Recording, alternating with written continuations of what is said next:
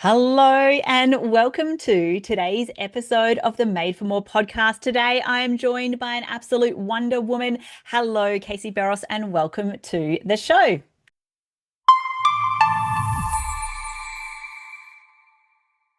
Hi, I like being introduced as a Wonder Woman. You can You do that are. anytime. You're incredible, and I can't wait to share your incredibleness with the audience. But before we get too far into it, where did you come from and where are you going? Well, I came from little old Perth. If anybody doesn't know where Perth is, you basically get to Adelaide and then drive for 2.5 days until you hit the coast. So I came from little old Perth. Absolutely, I had a beautiful upbringing here, and then very quickly realized after I'd done my journalism degree that my options for becoming a journalist in Perth, especially one who really wanted to specialize in health very quickly, was not really available to me here. So I packed up my little life and moved to Sydney and built a life there for the next 15 years where I went after that one thing, health. It's all I've ever wanted to write and speak about. So that's where I came from. Where I'm going, who bloody knows? But I'm sure that it will involve writing and speaking. They're my two things that I was put on the planet to do, and hopefully helping people buy more time with the people that they love. That's my mission. Amazing. We're going to talk about all of those things. I love that you get to Adelaide, as like most people know where Adelaide is, that's down the bottom, and then then keep driving for 2.5 days. And then you'll So find us. funny. And then you get there eventually, just keep going. Mhm. Now you wanted to get into journalism early, specifically into health. Why health? Why health? Why then was that important to you? Well, I remember being very little and being completely fascinated by two things. One was people's stories, and the other was medicine. So I loved medicine. I probably should have been a doctor, but I was too busy studying the art of being a complete nuisance in high school Right. to get the grades for medicine. But I remember being 4 years old, and my dad, we had a very eclectic sort of household. And my dad had this woman out from the UK. She was doing a PhD in something to do with the role of group therapy in education for adults. Okay, right. And this is about 1988, so late 80s. And we had a group of men in our house who were all HIV positive. And at that time, late 80s, HIV was nothing like what it is today. Yeah. These days you can live with it, you can have a really long, happy, healthy life. We can't cure it, but we can treat it so well that it becomes basically undetectable in your system. But back then, it very much was a death sentence, and there was a lot of stigma. So, for anybody who's old enough, they might remember the Grim Reaper campaigns. It was Mhm. really scary. People thought that, you could get it from touching the same surface as somebody who was HIV positive. So, it was a really, really different landscape. And I remember this group of men being in our house, and I don't really remember much of what went on, but I have had the privilege of reading that thesis, or a very short part of it, because let's face it, who reads theses for fun? And it says in there, and I'm paraphrasing, but it says something like Jack's daughter, Jack was my father, Jack's daughter Casey uh, readily takes to turn taking during question time and will occasionally sigh to pull the attention in her direction and say, I haven't had a turn in ages. And Ah, apparently, I would grab these men by the hand and drag them off to my bedroom to come to my shop and to trade according to my rules and my rules only. And the fact that I, grew up in a house where that sort of experience was available to me, that I yeah. could take these men by the hand, I vaguely remember these groups of quite sick men being in our house, and to be able to sit around and hear their stories and not only listen to what the illness was doing to their lives, but what the illness was doing to them as people. I Yeah. still think in this country, we are very good at treating patients. We are not so good at treating people. And I learned very early that, illness and ill health have huge impacts on people's lives. And I suspect that that sort of curiosity was in me the second I, was out of the womb. But that it was probably really championed in me by teachers and by my parents. And I'm still endlessly curious. I've had so many questions. I became a journalist, so I would have somewhere to put them all. So I still, even these days, I'll be in an Uber with someone, and by the time we get there, I've asked them so many questions that I know everything about them, and they know very little about me. But yeah, I'm just curious as hell. I love it. I'm also curious and end up finding out way too much about my Uber drivers than is necessary. But I'm like, oh, that's interesting. Tell me about that. Oh, okay. Oh, oh. And as we keep going, and I think what a remarkable experience to have at such a formative age, where not only are you exposed to an illness and people that are living through illness, but also having the opportunity to be involved in that and be exposed to what are the conversations, what are the questions, and then also be going, yeah, well, follow my rules. Here's the shop, and please do as I say. One of the things that I love most about what you talk about is sort of the like longevity and living the long game when it comes to health. What do you think is really your focus on at the moment? My focus at the moment is on a few things. I mean, one of the biggest challenges that we need to solve in this country is equity. Mm, So, you or I, if we run into trouble when it comes to our health, it's probable, I would guess that you would have private health insurance. Would yep, that be a fair yep. guess? So, we have two systems available to us, Hmm. the public system and the private system. We have some wherewithal, some understanding, some health literacy to understand that we can use either of those systems. We can use both of those systems. We can ask for a second opinion. We can do some research online. We can use AI to help inform that. And if something went wrong with somebody that we love, we like I was with my father, we would just be like a bullet a gate until we get what we need or what that person needs. And a lot of people don't know that Mm, any of that. They don't know that there are two systems available to them. They don't know that they can ask for a second opinion and a third and a fourth if they want to. They don't know that they can use AI to help start guiding and informing them. They don't know that they can ask these really tough questions of their doctors. So there's a lot of work to be done on that front in terms of, mm, because the equity challenge is that you or I have that. And I suspect, knowing your audience, a lot of the people listening to this would have the same level of health literacy, and the same level of drive, and probably the resources to be able to pay if we need to, whether that's a gap fee, whether that's to pay for private health insurance, or whether it's for treatment, whatever it might be. There's a lot of people in this country who don't have that. And I would find myself frequently thinking about, what if English wasn't your first language? What if you couldn't read or write? What if you didn't have a raft of beautiful family and friends around you to support you when you're going through a difficult time? And that's the reality for so many of us. So equity is a real challenge. Social isolation is a real challenge. And I mm. love longevity, and I've loved seeing it blow up in the headlines in recent years. And longevity brings with it more diseases of the aged. So, yes, we Ooh. are living longer, but we aren't necessarily living better. And so, you ask anybody, do you want more time? Their answer will be yes. But if you go back to them and say, you can have more time, that time is going to be characterized by ill health. And Mm. as a result, poor mental health. You're going to be pretty isolated because you're not going to be able to get out and about. You're not going to be able to do all those things that make you you, play cricket, cook your own food, travel to Europe, whatever it might be, whatever lights you up. Yeah. You might not be able to do that. And that's a very different premise, and one that we're not really talking about. So Mm. I'm kind of excited to see us catch up a little bit on that. And I think that the way that we do that, and this is the piece that I'm most passionate about, is that for a long time we've had this very vertical model of healthcare, which is Mm. doctors and specialists at the top of the pedestal. And then underneath them, maybe lowly nurses and allied health professionals. And then way down the bottom is patients and carers. And Yeah, we right. are to listen to what the people on top of us say and follow what they say to a T.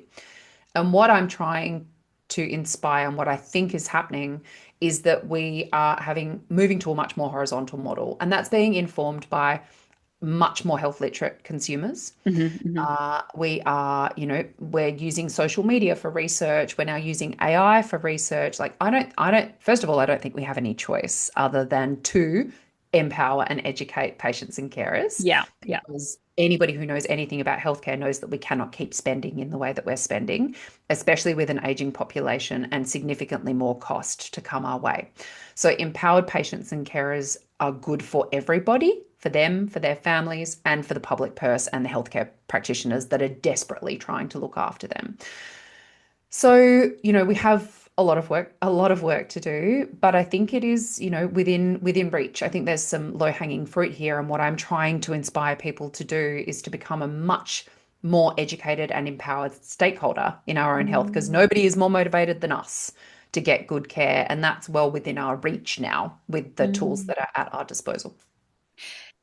I 100% agree with you. And I think there is certainly a huge gap between like I guess the knowledge and what's available, but also following the rules. And I'll share a quick example with you. As you probably are aware, I'm definitely not a rule follower. And when I had my fourth baby, Eddie, I really wanted like a natural birth, but it was after an emergency cesarean with my third baby. And it was like, nah, no way, you can't have a VBAC. No, no, no. And I was like, yeah.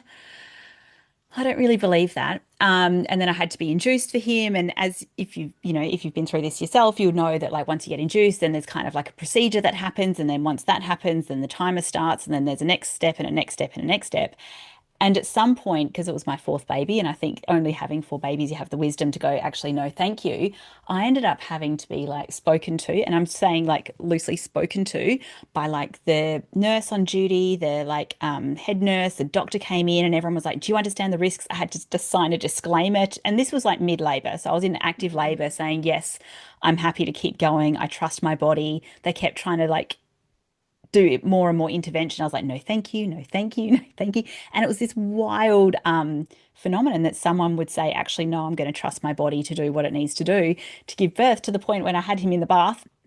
Absolutely amazing birth. But people came to be like, oh my gosh, let's watch it. Because one, they hadn't ever seen an unmedicated, unassisted water birth, but after someone who had had a cesarean. And it was just like this phenomenon. I'm like, I'm just trying to have my baby. Can we give me some space? But it was like this whole thing. And people were like, I can't believe you did that. Why didn't they tell you what to do? And I was like, yeah, but I also said no. And then chose and did some research on what I wanted to do for me and my Mm, family and my health. But had I not had access to Dr. Google, had I not had, I guess, that curiosity to ask different questions or advocate, then it becomes a really different scenario, an end scenario. One mm, thing that you mentioned when you were sharing a little bit about us was, really caring for the people that we love. Now, mm. I want to share about your amazing book, Next of Kin bestseller. It is absolutely remarkable and it has been everywhere. So, can you give us the highlight intro of Next of Kin, and then we'll go into, the caring about people that you love. Absolutely. I just want to pick up quickly on something that you just said about your experience with birth, which Yeah. is that when you become educated and literate, it allows you to take informed Mm, risk. yes. And there is always risk. And when you don't have that, that's when the risk feels risky, so to Mhm. speak. Yep. And so you not only did you trust in your body, you trusted in your ability to have done the work, to have gained the knowledge, and that you were in a setting with highly trained medical personnel Mhm. who would catch you if you fell. And so you were able to balance that risk. And that is, in a nutshell, the power of doing the work to become empowered and to become educated. Yep. Um, and so on to Next of Kin. Next to Thank Kin. you so much for the beautiful shout out. Look, this book is everything I wish I had known before I stepped into the role of becoming my father's primary carer, as well as everything that I learned along the way. Because, and the subtitle is What to Expect When You're Expecting to Care for Someone You Love. And that was strategic because when there is new life, when we fall pregnant, when we have a baby, there is more content than we could ever hope to consume in a lifetime Yeah. that takes us through every waking, crying, breathing, screaming, teething moment of becoming a parent and being one. And yet, when you get to the other end of life, when the one that you are already living goes awry from disease or disability or death, I found that there was nothing. There was clinical textbooks Hmm. and there was memoirs and there was nothing in between. So what I tried to do was share through narrative so that people could lose themselves in the story, but actually take them through, what do you need to know when it comes to medical care? How do we navigate this big beast of a healthcare system of ours better and become better advocates for ourselves in it?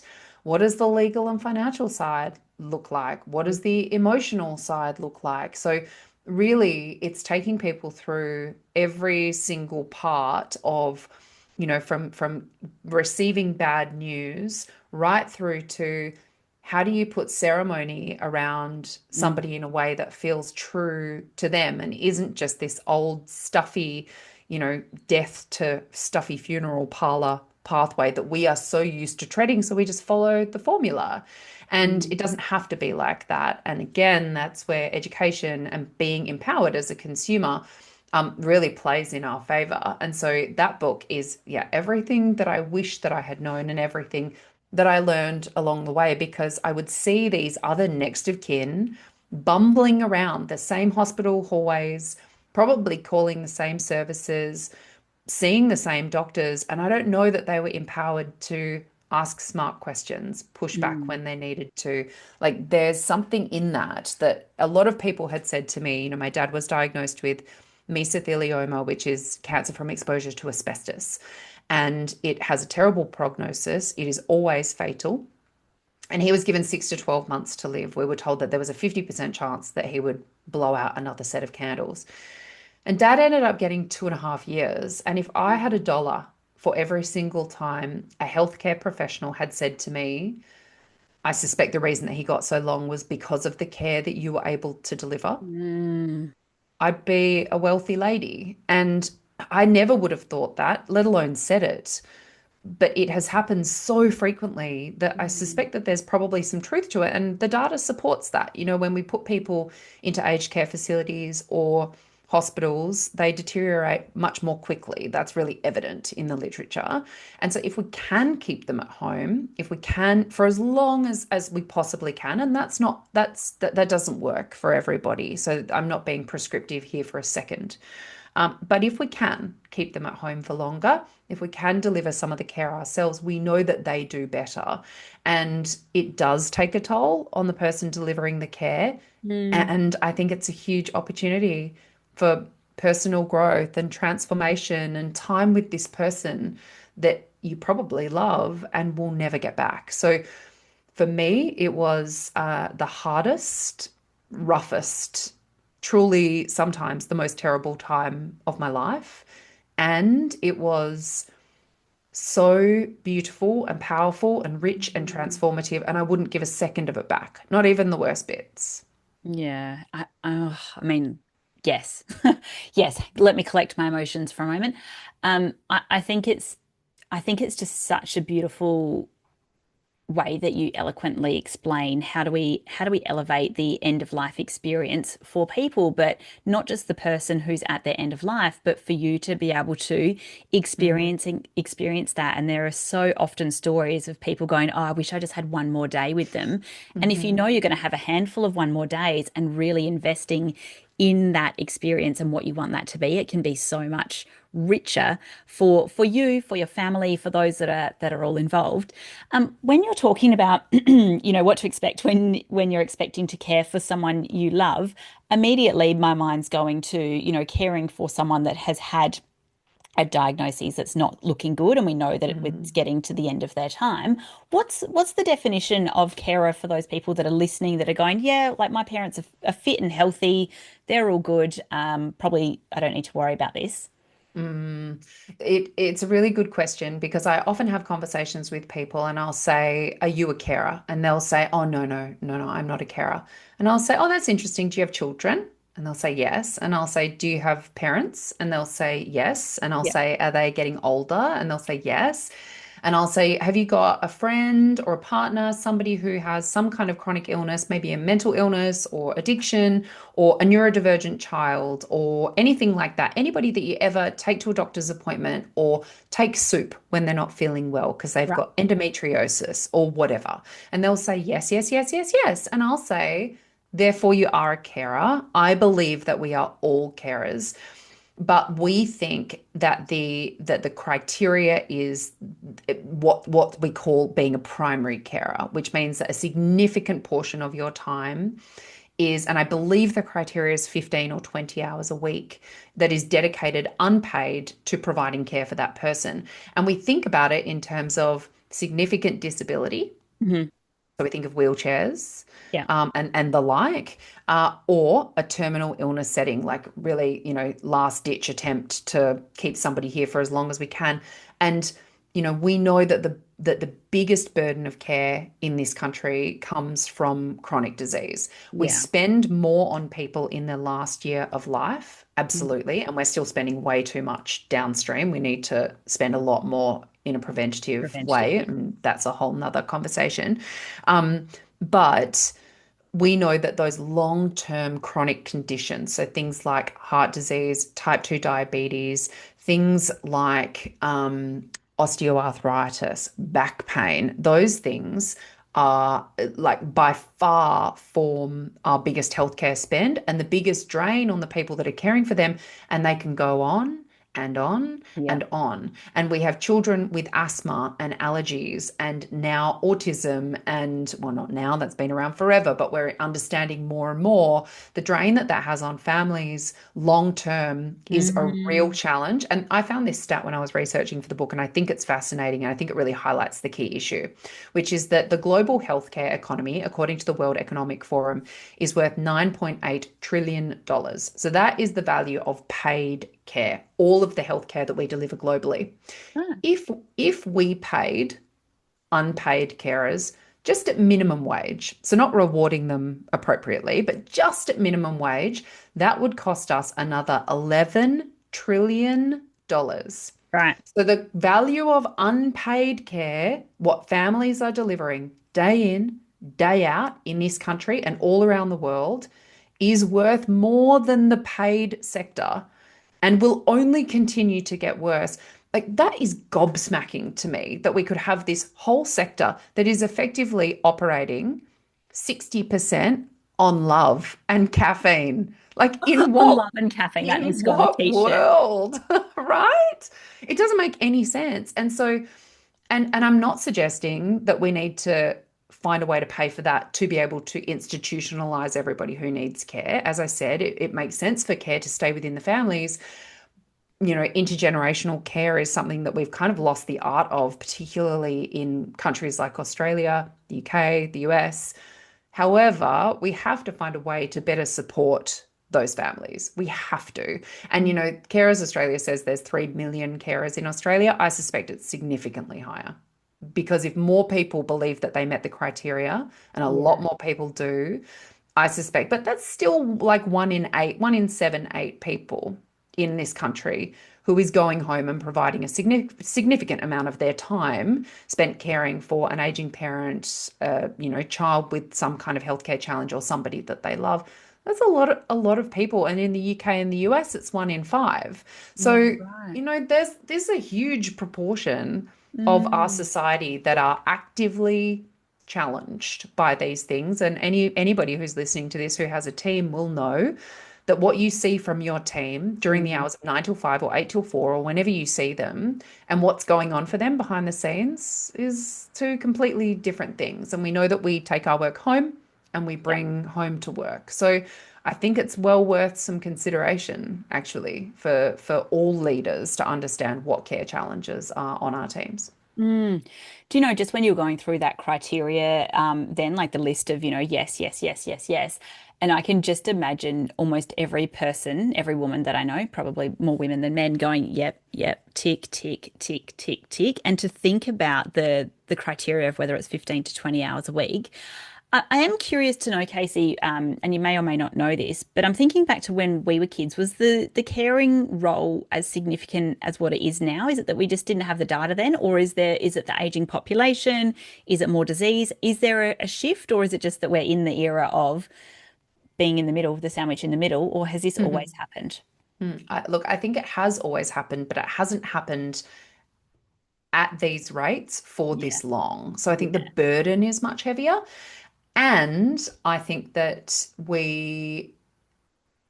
fast, if we rewind back to even our parents' generation, Mm, the expectation of women to care for small children and therefore to kind of barrel on and care for aging parents, that I think was much, much more entrenched then. And in a mm. way, it's still very entrenched now, but now we just have the added joy of trying to have careers and businesses in as well.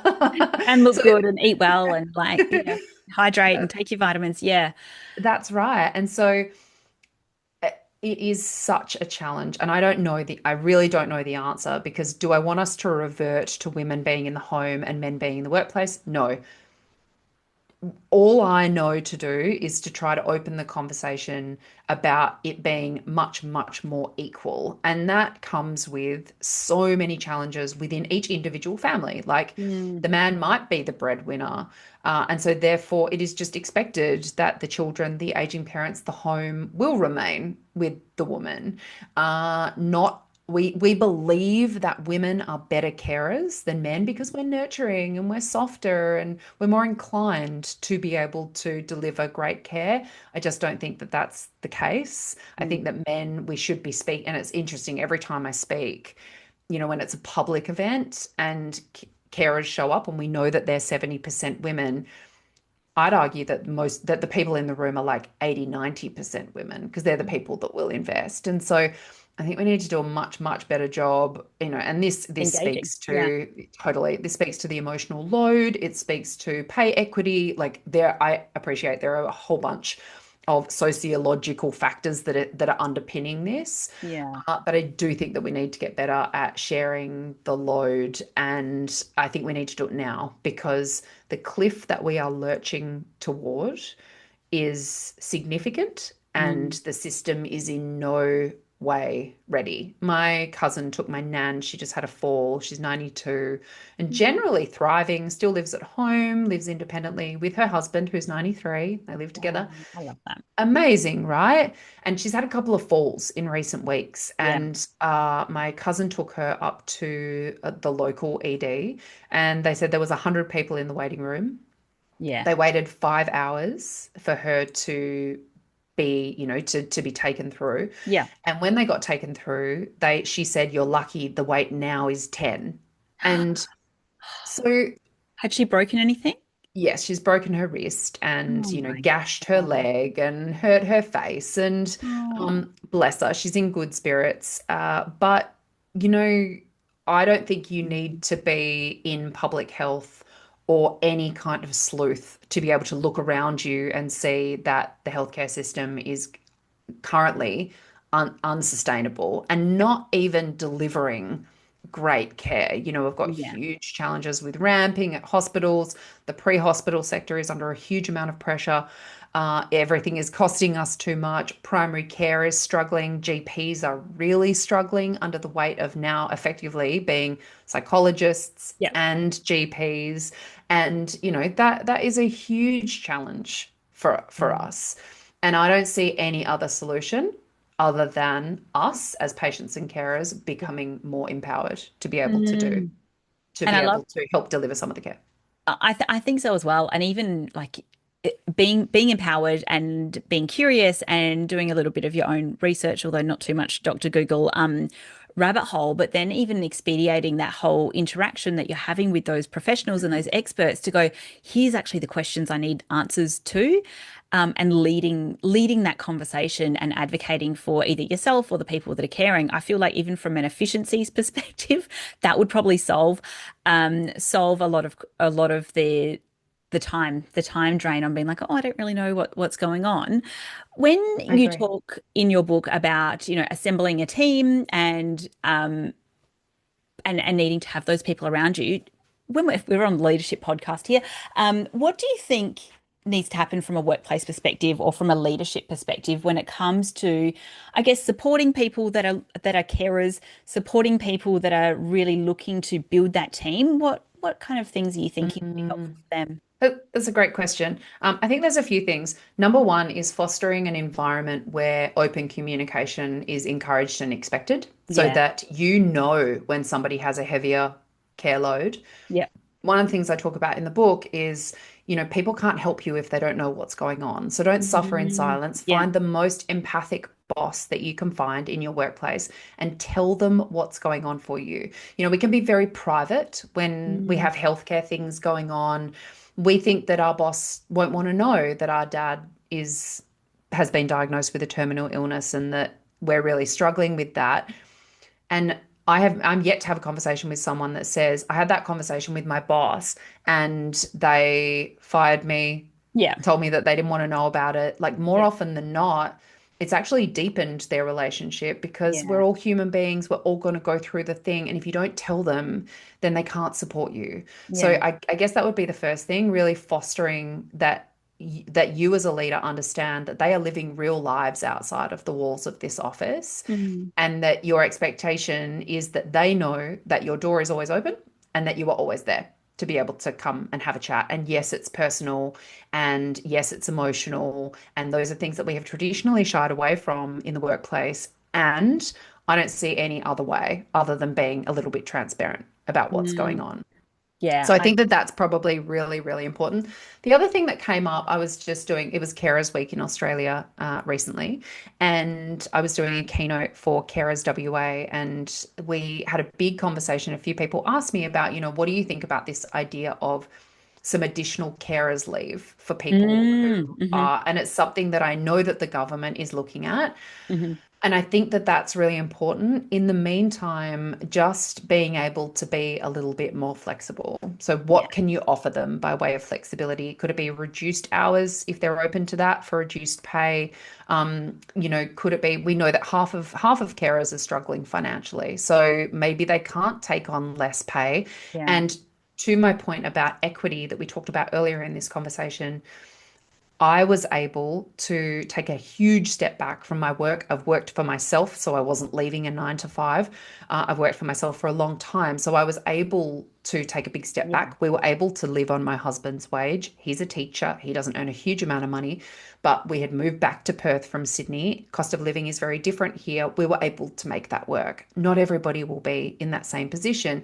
So being able to choose is a bit of a privilege, actually. For most people, they still have to keep the money coming in and Mm. they have to provide the care, and that can be hugely challenging. So, being able to ask for some flexibility, whether that is with your hours, whether that is with your days, whether that even just is with the level of output that is expected from you and maybe your level of achievement. It might even saying to your boss, like, listen, I just want to let you know that this is going on for me. It's probably the hardest thing I've ever had to go through emotionally. Yeah. My child has just been diagnosed with autism, and I'm really grappling with that. My mother has just been diagnosed with dementia. My partner has been diagnosed with depression, whatever it might be.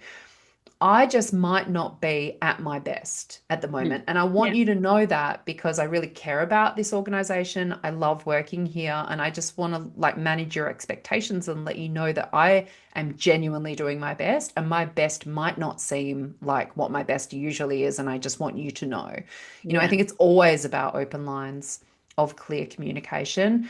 And, if you can offer any additional support, whether that's some additional carers leave or being a bit more flexible with their leave arrangements or their hours or their output, I think that that's hugely helpful. And I suspect that you'll get a significant return on investment from that, from Mm. your team, that they will circle back around and pay you back in dividends for supporting them through a really, really challenging thing. Mm. If you didn't hear what Casey just said, then go back to that bit because there was just like a beautiful verbiage there around how to actually have that conversation with your boss and saying here's what I need to do. So I think that was really well put, Casey, and 100% agree. Like keeping those lines of communication open. One thing that I think about and one of the paradoxes of caregiving is the idea of supporting someone else while often, and I'll put this kind of generalized, while often neglecting yourself. So, what are some of the most overlooked self-care strategies that you have discovered, for yourself while you're right in the thick of caring? But what about what others can apply while they are also caring for others while not neglecting themselves?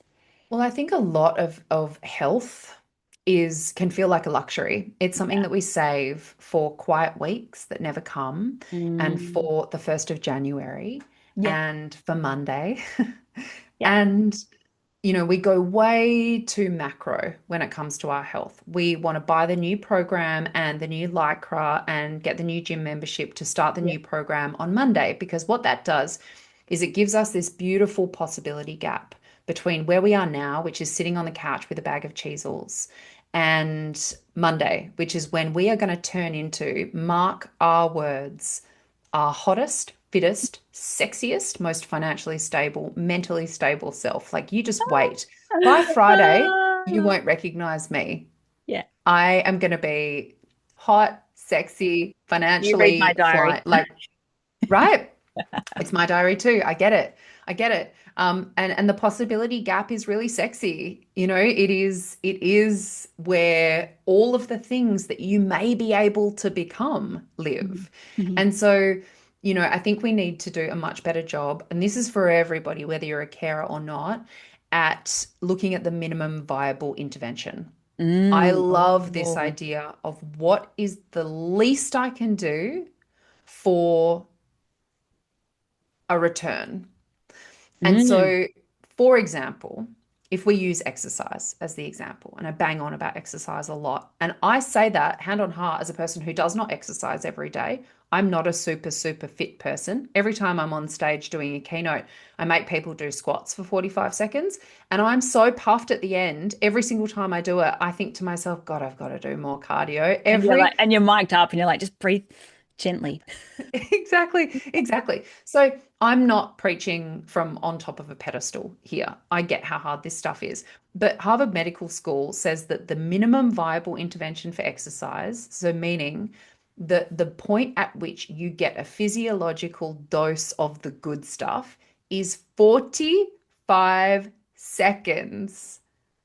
That's it. Of what? So Of of 45 seconds of what? exercise. Of any of it. 45 seconds of exercise gives you a physiological dose of the Right. good stuff for your brain, for your heart, for your metabolism, for your mental, for all of it. Now, Yeah. does that mean that we can go into the gym, hop on the stepper for 45 seconds, and then jump off and be like, whew, good workout, well done, me? No.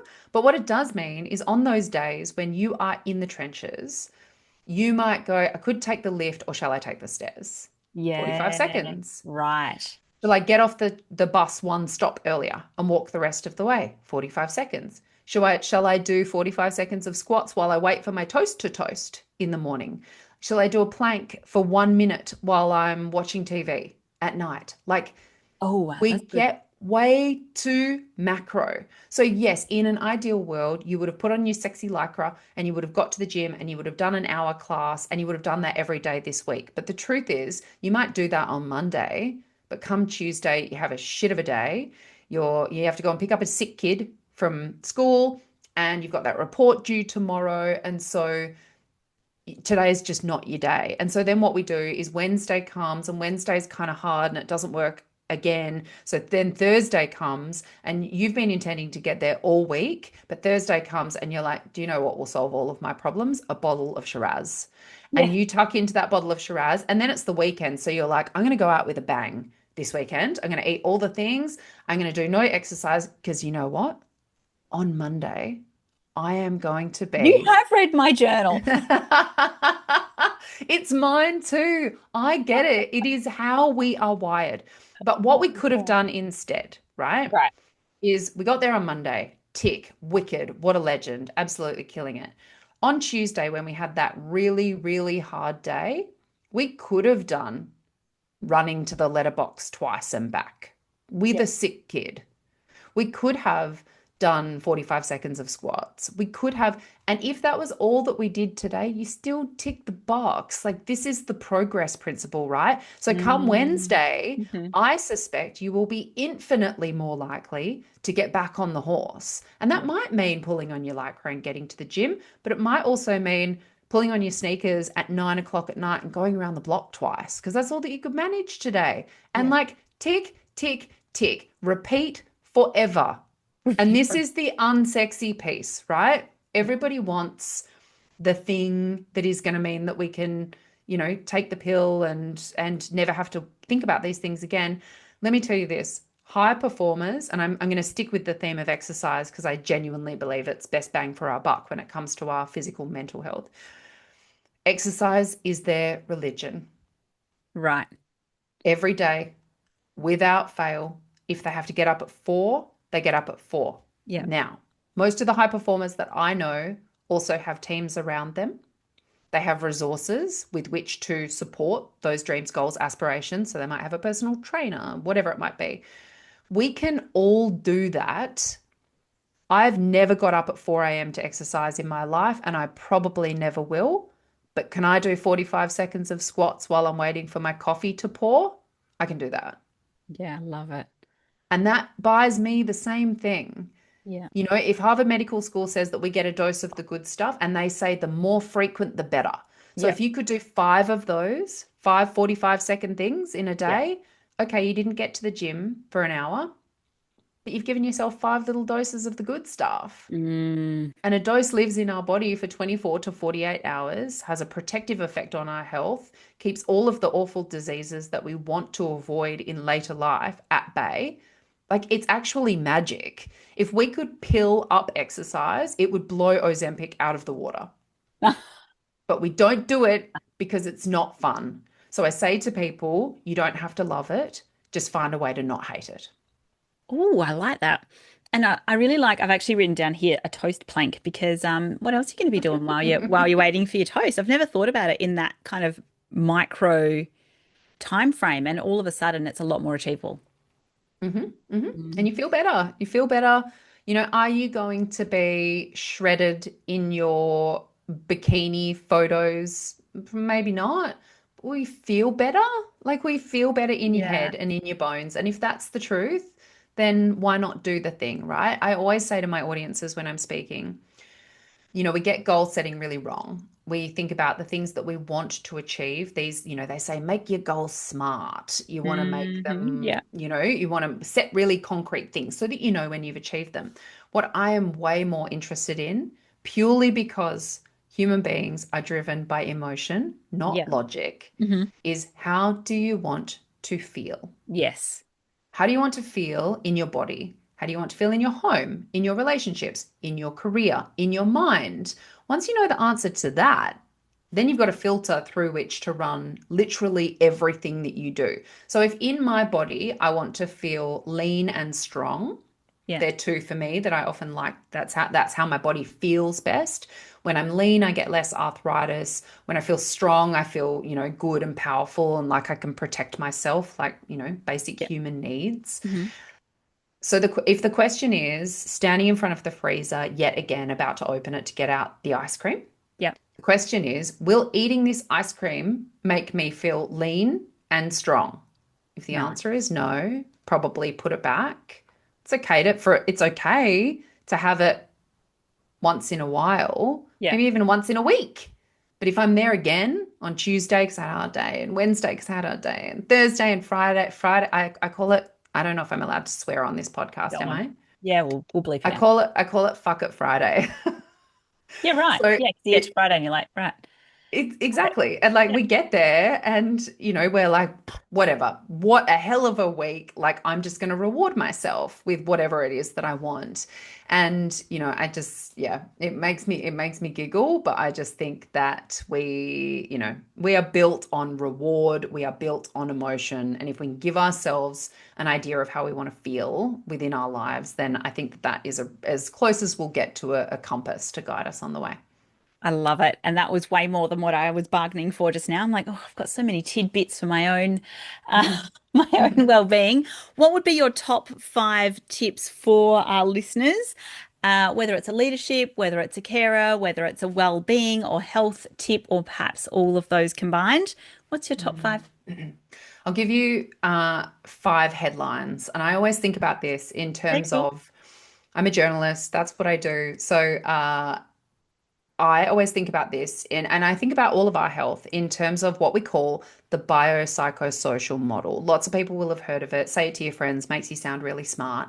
And what that means is bio meaning your biological health, psycho meaning your psychological or mental health, and social meaning your social health, like how Hmm. connected you are to your workplaces, your homes, your relationships, your communities.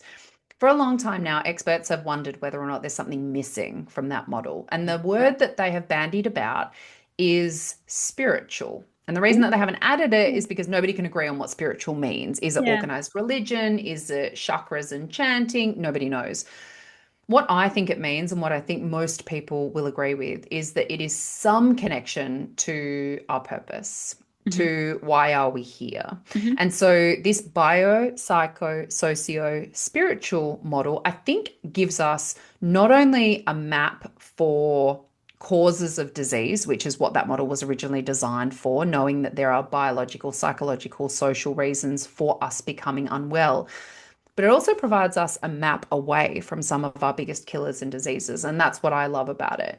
So, your biological health, as we have already talked about in detail, there is no bigger bang for your buck than exercise. Don't Mm. worry about everything else. If you can do some exercise and learn to not hate it and just get it done, Hmm. Hmm. most days, every day, for the rest of your life. Unsexy, super boring, but that's the truth. That's the one thing that's come through to me again and again and again and again. So, biological health, exercise by far is best bang for your buck. For your psychological health, I think for lots of us, we spend so much time either in the future, worrying about what's going to happen next year, next month, on Hmm. Tuesday with our aging parent, whatever it might be, or in the past. Hmm. Hmm. So, why did I say that stupid thing when I was in year 9? Or I can't believe I did that thing in my 20s. Or, is kind of attached to these stories about who we are from the past. Hmm. And so mindfulness, is a tool that we can use to be able to sit in this moment as much Hmm. as humanly possible. And Hmm. again, people overcook this. So they think I've got to download the app and then I've got to do 20 minutes of meditation a day and I've got to go and do the course. And again, I think that's just too hard, too much for me. What I say instead is turn on a song that you love and sing it at the top of your lungs Yeah. and be in that song. Dance in the kitchen with your kids without your phone in your hand. Go outside and pull 10 weeds. Yeah. Like take 3 breaths on the hour every hour and just be with your breath. That is mindfulness. And people think that that's not enough. This stuff is like compound interest, Yeah. right? So you do it on the hour every hour, you're flexing that muscle, and that is like way more powerful than learning to do Vedic meditation for 20 minutes twice a day. Way more powerful if you can keep it up long term. So, mindfulness for your psychological health, for your social health, I think that we get stuck in this trap of relationships needing to be equal and needing to be two-way. And there's absolutely a good argument for that. You don't want to be investing in relationships that you're getting nothing out of, right? But I don't know if for anybody else listening, but for what happens in my life is that I can get a little bit stuck in my ivory tower of busyness. Hmm. And, Yeah. I've got a lot going on with my kids and my family and my work. And so I become a recluse and I don't reach out to my friend. There's no outbound. I can barely manage the inbound. My friends all laugh because they know that I've got an on average about 4 days turnaround time on text. If you even ever hear back from me at all.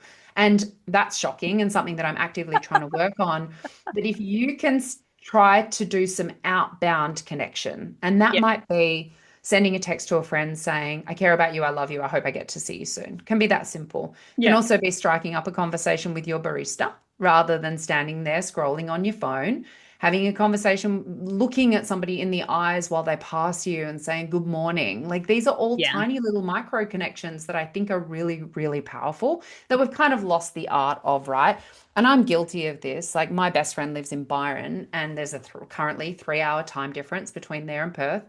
And so often I'll go to call her and I'll think, oh, we've got too much to talk about. So I won't call her now because I've only got 7 minutes while I drive to pick up the kids. Whereas in actual fact, I would feel so connected to her even after speaking for 4 minutes, 5 minutes. So Yeah.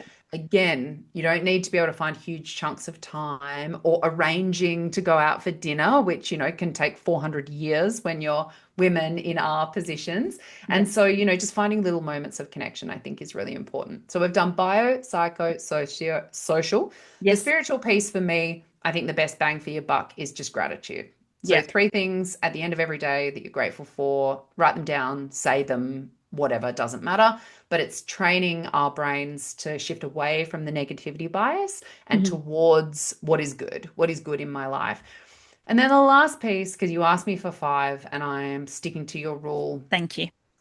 is something for your future self. And I think Oh, this I is love it. particularly important for carers because it can feel like all of your hopes and dreams and aspirations have been put on a shelf to gather dust.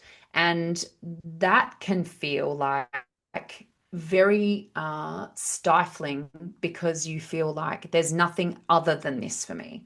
I'm so stuck Mm, in the trenches that life will feel like this forever. And the truth is, whether you're in a terminal illness setting, a chronic disease setting, even with a neurodivergent child, for example, it will shift, it will change, and you won't be in this position forever. You might be in it for a while, but you won't be in it forever.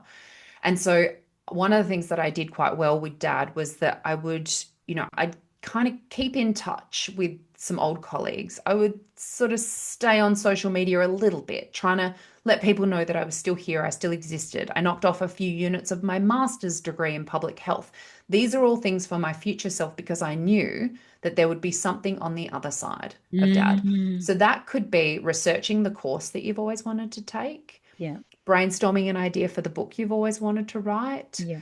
connecting with an old colleague on LinkedIn so that you feel like you're still in the mix. Like there will be something else on the other side. And if I just don't, once we lose the what might the future look like piece, I Mm. think that, that does not bode well. We're human beings. We need something to strive for. We need, we do need, I'm all about mindfulness and living in this moment, but I think we also need something that's out in the future that feels inspiring and motivating to help us move through some of the harder times that we might be in any given moment.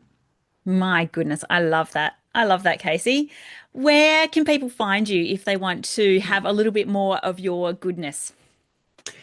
I'm often crying in aisle four of Woolworths. So if you What's an ever aisle need for?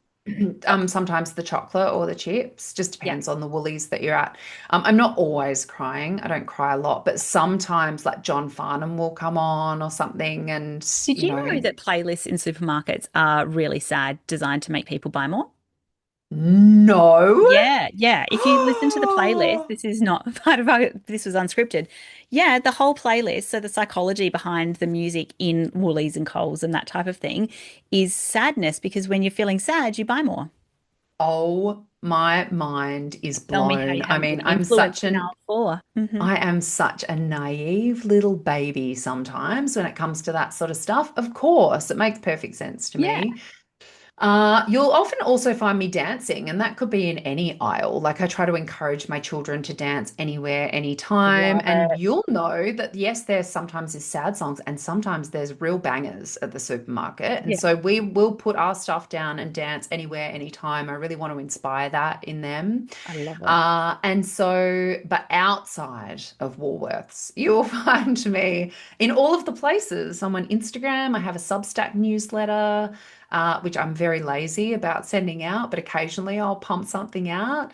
I've got a website, caseybarros.com. I'm very occasionally on TikTok. Like, you look and you shall find. And if I love it. anybody ever crosses paths with me, I am a hugger, like a real hugger. So please come Get and say amongst it. hello and come and have a cuddle because I just love them.